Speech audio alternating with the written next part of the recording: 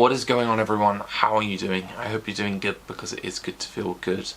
I want to do this video today to talk about somebody that we lost last year and how they had such a bit of an impact on me, but also at the same time also talk about the tattoo that I got in tribute of this person as well, so I kind of frame it differently from the usual tattoo videos that I do. But to talk about this person, the person that we lost a year ago to today was a man known as Windham Rotunda, who in the wrestling world we knew as Bray Wyatt. It kind of just floods back all sorts of memories of, like, you know, all the years that I saw the character on screen, but then I just always distinctly remember just how in shock I was, you know, when the announcement came that he passed away last year. I know it's very common in the wrestling world that, you know, people have died prematurely, but this is one such instance that kind of hit me hard in a sense. Like, you know, someone who I'd watched on screen for years, and then suddenly, you know, the announcement comes that they've passed away, and it's just... I'm not going to get through this video without crying, but it's, you know, this person has such an impact on all of us, and in my mind, it's just like a sudden loss that kind of, it's like an emptiness that really hits you.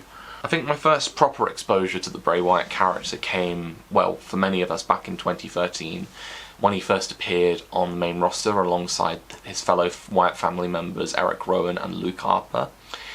I think that debut was just like, it's probably one of my favourite debuts I've ever seen, and just how suddenly, you know, just the sudden re-emergence, and you're this completely new person, if that makes sense, and who was to say at the time how much impact he would have on, like, for the next 10 years. Like, I distinctly remember, I mean, I'm gonna forget things about Bray, but there's just all sorts of memories I fondly have of him. So the debut at WrestleMania, the feud with Daniel Bryan in 2013 and 14, you know, the feud with The Undertaker leading up to WrestleMania 31, the emergence of other Wyatt family members, including Braun Strowman, you know, going into the Elimination Chamber and winning that, and winning the WWE Championship back in 2017, the team with Broken Matt Hardy, and then it was from 2019 onwards that I was really encapsulated, because it was kind of like a new lease of life for Bray, in the sense that we were exposed to the Firefly Funhouse, which gave us a lot of great memories. It's just like Bray emerging as this character that was basically a Mr. Rogers inspired children's television presenter, and, you know, he had his, like, you know, colourful cast of characters as puppets. There was Abby the Witch, there was Huskus the Pig Boy, there was Ramblin' Rabbit, there was Mercy the Buzzard. All of them are kind of like having their own little references to the greater lore of Bray Wyatt's character. But of course, there was a little dark side that was building towards this, and that was, of course, what would become known as the Fiend character. Basically, this murder clown who was straight out of a horror movie. It was like, it really encapsulated me during that period, and you know, just like this aura that Bray had as this new version of him, the Fiend. And you know, of course, I will acknowledge there were kind of like bits that were hit and miss. You know, not everything was picture perfect. There was elements of the character that kind of like got lost in the shuffle, if that makes sense, of the wider WWE program. But there was one thing that I always distinctly remember about the Bray Wyatt character, that always, in fact, the Fiend character in particular, that kind of sticks out for me, was especially during the time of COVID, back in when it first started in March 2020, of course, WrestleMania was announced as being behind closed doors, and you know, nothing was going to happen as normal as it would do at WrestleMania. So there was a great way for Bray Wyatt and John Cena to think outside the box and come up with the Firefly Funhouse match. And I think, given how much uncertainty there was in the world during the COVID pandemic, I think for a lot of us, wrestling was like a form of escapism for us. It's something that we could still enjoy on a week-to-week basis, along with the, you know, the shows that were all held behind closed doors. And there's just those little things, like just the little in-jokes that were put in there, and, you know, elements of breaking the fourth wall as well. I distinctly remember, like, the Vince McMahon puppet caricature that was in there, and during that little segment where you've got John Cena coming out as if he was a member of the NWO, and Bray Wyatt posing as Eric Bischoff, and then the Vince McMahon puppet going, "This is such good shit." That's one thing that always sticks out from that match experience. It was very fun, that was. Of course, again, there were missteps with the Bray Wyatt character and the Fiend character and everything, and ultimately, kind of to the shock of us all, we saw the release of Bray Wyatt back in, I think it would have been July of 21, which kind of caught us all a bit off guard, because we didn't really think this was going to happen. Sure, the character was going in a different direction to what Bray had hoped for, the real life Windham would have hoped for, but things just fizzled out, and, you know, saw the release. But then, just over a year later, we started seeing, you know, little vignettes of the White Rabbit, following the White Rabbit, and, you know, people scanning QR codes and whatnot. And it was at Extreme Rules in 2022 when, you know, to the surprise of us all, Bray Wyatt had, you know, triumphantly returned. You know, there was kind of this new lease of life again on him. You know, this version of Bray Wyatt kind of, whilst obviously elements of his previous characters, also showed a little bit of the real life that we saw in Windham Rotunda. You know, and that return promo still gets me in the feels, and it kind of feels a little bit eerie now, given his passing. But, you know, he was back, and he was ready to kind of pick up from where he left off. And I know, again, yes, there were some missteps with this character at the time, and I know ultimately he only appeared in one televised match when he did return. But, you know, one of the cool things that he got to do with this time round was he got to team with his brother, Taylor Rotunda, who of course we know on screen as Bo Dallas and now Uncle Howdy, appearing for the first time as the latter character. And the whole idea was that they were going to team together and eventually going to bring in, like, you know, a group of, like, rejects that we would come to know as the Wyatt Six. More on that in a little moment. But sadly there were plans that were put forward for the character, even going as far as WrestleMania that year, that sadly never came to pass. And, you know, for a lot of us at the time, it was a lot of uncertainty. I know there was kind of the rumour going around that Bray was dealing with a long-term illness, but, you know, a lot of us didn't really think anything of it. But I remember around this time last year, there was obviously reports of, you know, he was preparing for a comeback, and, you know, he was, you know, getting healthier. But then sadly, it was a year ago to the day that he suffered a heart attack, and he passed away. I remember the announcement coming through, and I remember it vividly because it was very late at night when the announcement was made. You know, I distinctly remember the tweet, Triple H announcing, after speaking to Mike Rotunda, Bray's father, that he had passed away. And I remember just kind of like everything just came hitting me hard, and, you know, the tributes came piling in and all sorts, and, you know, like, you know, the words from people telling him how much he was loved, how much, you know, he was respected, and just how much creativity he had. In my opinion, you know, Windham Bray, you know, encapsulated the mentality of be yourself and be creative.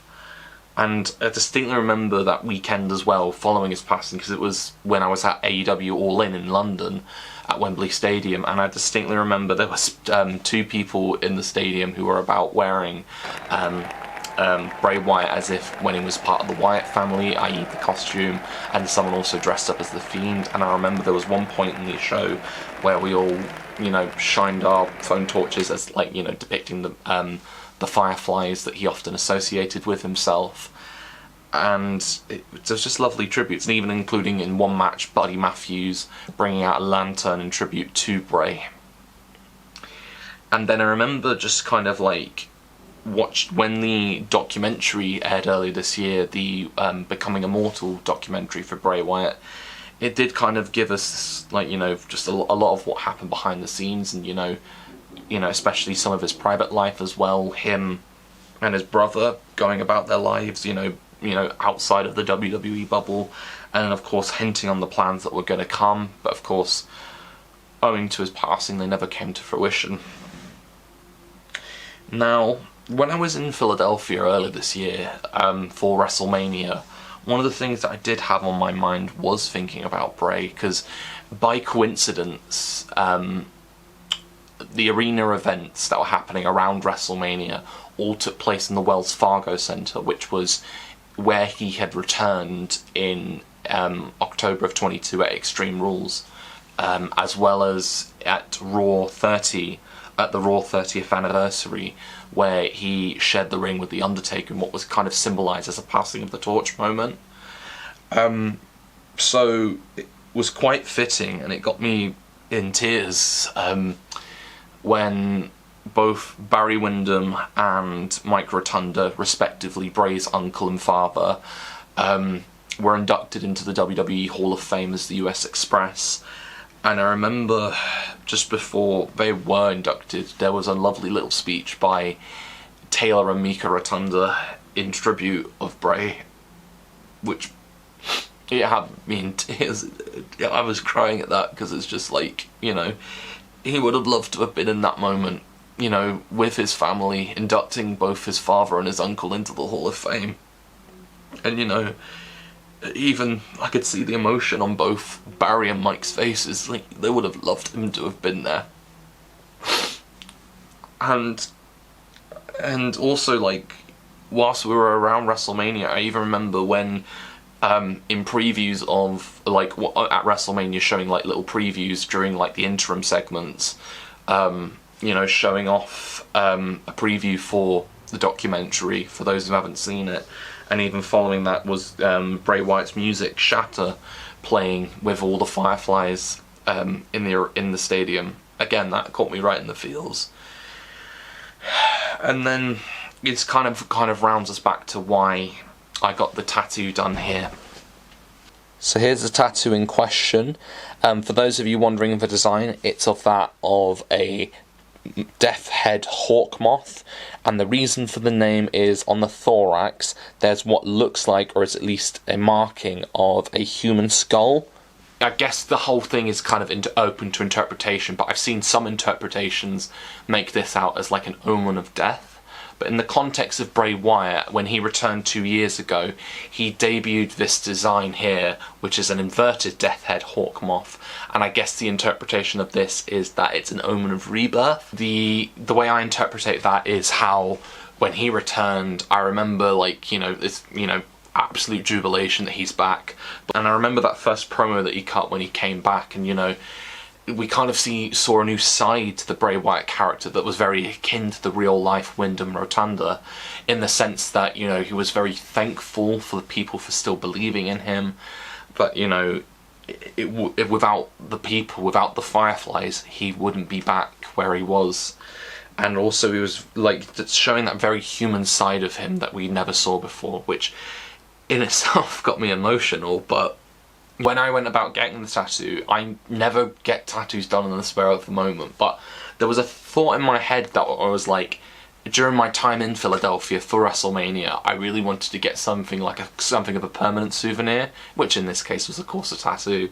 So at WWE World there was a nice little tattoo booth that they had, and I thought to myself, I actually do fancy getting a tattoo. So I looked through all the designs that they had available, and sure enough, there was that of the Death Head Hawk Moth that, you know, was synonymous now with Bray Wyatt. And I also want to shout out to Brenton, the tattoo artist. I'll leave his link in the description. During that session, we had a nice real chat about, you know, wrestling, about WrestleMania, and in the context of Bray Wyatt, just, you know, how much he meant to people, and, you know, how, like, you know, he left a lasting legacy that, you know, even though he's no longer here, you know, that legacy lives on, and I'll talk a bit more about that in just a moment. But also, when I was at WWE World, I saw a lot of, like, stuff attributed to Bray Wyatt. In the case of, there was a set of the Firefly Funhouse, as well as all the puppets from the Firefly Funhouse segments. There was also that door that we all saw when he made his return, and like, you know, that became synonymous with his entrance once he returned. There was also a moment where I did get emotional, which I know I put it in my vlog from the time, but I thought I might as well play it here again. It feels really special being in like that little Bray Wyatt booth, and it still hits me fresh, like, it still hits me. I'm gonna cry right now, but I love Bray, and just when he passed last year, it really hit me hard, so getting to experience this, it's lovely, and it's just nice to know that he's so loved, and you know, the legacy of Bray lives on. I remember when I watched the documentary, they showed off like what was going to happen with the Bray Wyatt character, how there was going to be a reintroduction of the Fiend, and also I put the pieces together in that they were going to debut the Wyatt Six at that point, who we're seeing on TV at the moment. And whilst Bray unfortunately never got to be a part of that, one thing that I do really like is that, or at least I open this to interpretation as well, but how even though Bray Wyatt is not part of the Wyatt Six, he's kind of like in spirit, the sixth member, and the way I interpret him being part of it is the lantern that's become synonymous with the Bray Wyatt character is how he's represented. He is the undying light, like that is always representing him. And then I love how like all the other characters that make up the Wyatt Six all have some sort of kind of semblance, because they're all characters that are relating to the Firefly Funhouse as well, with the exception of Bo Dallas's Uncle Howdy. You've got Nikki Cross, who resembles Abby the Witch. You've got Dexter Loomis, who resembles Mercy the Buzzard. You've got Joe Gacy, who resembles Huskus the Pig Boy. And then you've got Eric Rowan, who resembles Ramblin' Rabbit. And I love how there's all kind of like different meanings and stuff that relate to that, and I like how that's how it's portrayed, you know, this group of misfits who are kind of like lost, and now they've got, you know, the spirit of Bray Wyatt is like, you know, leading them into the light. I love that they're getting to do it. And I tell you what did make me quite emotional is the entrance music that Bray Wyatt used in his return, the song Shatter. Not only is it being used by the Wyatt Six at the moment, but also at the same time, there's a lyric in that song that is "Die for me, brother," which kind of takes on a new meaning now. Now that Bray Wyatt has passed away and the legacy's been kept on by Uncle Howdy and the Wyatt Six. But it's lovely, it is, and oh god, I do miss Bray thinking about him, but he was just a wonderful person, you know. He's just like a great performer. Again, you know, he was very much of the mentality of being yourself and being creative, that, you know, he created a lot of great memories for us. You know, there were ups and downs, but I always remember just those fun times that he gave us. And just like everything, just doing everything outside the box. He was just wonderful, and I do dearly miss him. But I will leave yourselves here and, you know, think about Bray. He was a lovely person, a lovely wrestler, a lovely colleague, a lovely family man, a lovely friend, and just an all-round lovely person. I do miss him. But Bray, I know you probably can't hear this, but your spirit does live on, and that's how we'll remember you. But anyway, thank you very much for watching. I really don't know how to end that, sorry. I'm just, it's one of those things that, like, when somebody dies who, like, had this big impact on yourself, it's like, how do you continue on with them not being here? But I know we all move on, but he's there in spirit, and I really do miss him. I really can't put the words together, but I really do miss him. But anyway, thank you very much for watching, guys. I will leave you with some advice, and that is always to enjoy yourself, stay safe, and make the most of every opportunity that comes your way. Thank you for watching, and peace.